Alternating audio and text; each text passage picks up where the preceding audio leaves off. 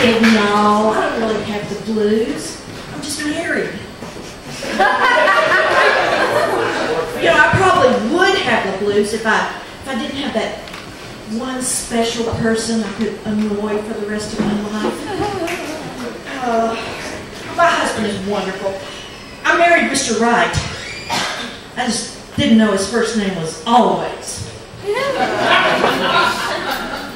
But after all this time, I've finally discovered that the secret to a successful marriage is to leave well enough alone. That's what he named the remote. Well enough. But honestly, I treat my husband like a god. I worship that man. Every night at dinner, I present him with a burnt offering. They finally had to tell me, that's not a food timer, it's a smoke alarm. Hey, honey. The first time we made love, it was just incredible. He leaned over to me and he gently said, "Was I your first?" I said, "Maybe, you look familiar." It was the 60s and the 70s. I mean, the sexual revolution was in full swing. And I do mean swing. I mean, all the talk was about, free love. Do what feels right. Free love. I never ran across any of that, although I had a lot of cheap love. Once in a while, I think I used a coupon.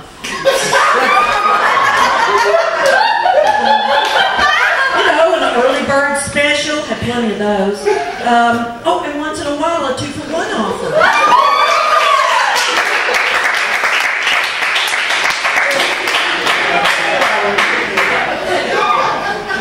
Honest to God, we were so naive in those days. We thought that sex was safe and drugs were dangerous. I didn't know. I thought safe sex was doing it on a bed with a padded headboard.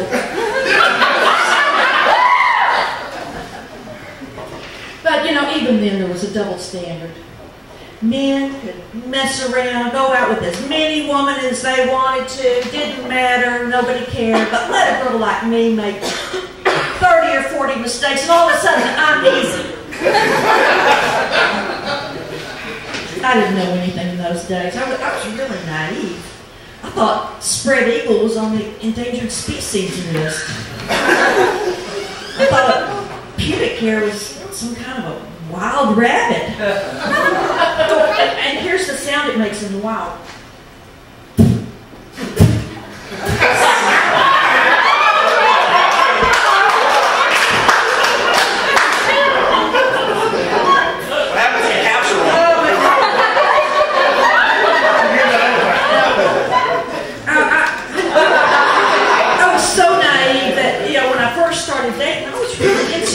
What to do on a date, and my friends, we were all feminists, they were like, "You're entitled to your own sexual gratification, so you tell him what you want." So I go out on a date with this guy, and we're kissing, and I get all worked up, and finally I just blurted out, "Kiss me where the sun never shines," and he started the car and drove me to Seattle.